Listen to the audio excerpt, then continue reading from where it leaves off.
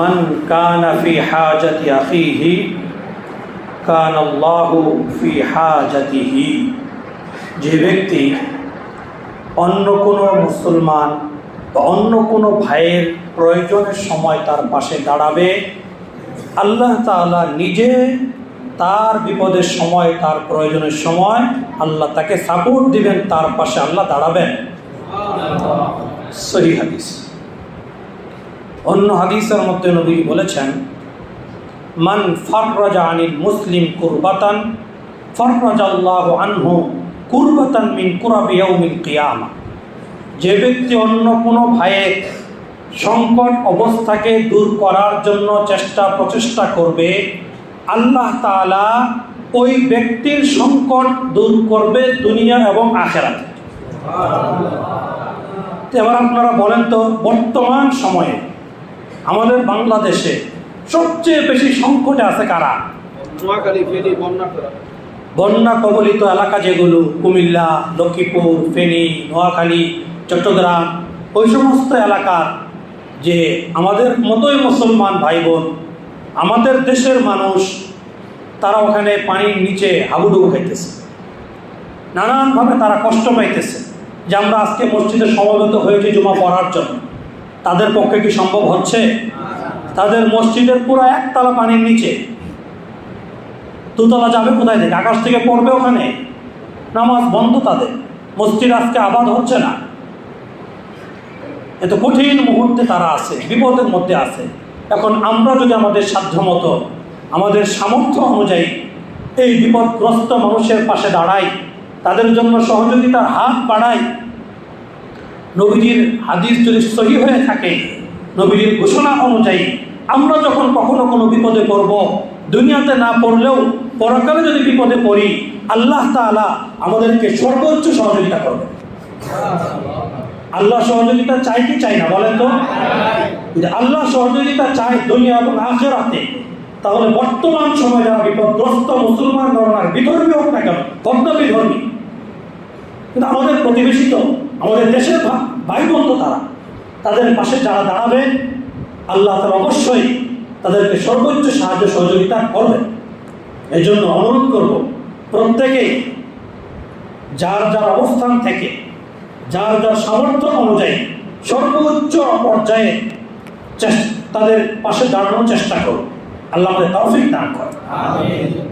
এক্ষেত্রে আরেকটা বিষয় লক্ষণীয়, অনেক এলাকায় দেখা যাবে যে 8-10 জন বন্ধু বান্ধব মিলে একটা ফান্ড কালেকশন করবে, যে ফান্ডের পরিমাণ সর্বোচ্চ 50, 60, 70, 80 হাজার টাকা হবে বা 1 লাখ টাকা হবে। এখন এই 50, 60 হাজার টাকা, 1 লাখ টাকা নিয়ে যদি ওই সমস্ত এলাকায় সহযোগিতার জন্য যাওয়া হয়, তাহলে এটা তেমন বেশি ফলপ্রসূ হবে না। শুধু তাদের একটা ভ্রমণের তৃপ্তি হবে, এছাড়া তেমন কোনো ফায়দা হবে না। কারণ ওখানে অনেক ভিতরের মানুষ বিপদগ্রস্ত, ওই ভিতর পর্যন্ত যাওয়া আসা আমাদের 30 হাজার 50 হাজার খরচ হয়ে যায়। আমি তাদের সহযোগিতা করবো কি? এই জন্য ছোট পরিসরে কল্পনা না করে বড় পরিসরে, বড় আকারে, আমরা নিজেরা না পারি, যারা করতেছে বিশ্বস্ত সূত্রে, যারা নির্ভরযোগ্য সূত্রে, তাদের টাকা পৌঁছাবে, দুর্নীতি হবে না, মাঝখানের টাকা মারিন কাটিং হবে না, এমন বিশ্বস্ত কোনো যদি মাধ্যম পাই, তাদের মাধ্যমে যদি করাইতে পারি, এটা আমার মনে হয় বেশি ফলপ্রসূ হবে। আপনারা কি বলেন? এটা আমার একটা ব্যক্তিগত মতামত। তবু আপনারা যেটা ভালো মনে করবেন, তবে সহযোগিতা করা চাই সবার, প্রত্যেকটা মানুষের এই সময় সহযোগিতা করার জন্য হাত বাড়ানো উচিত।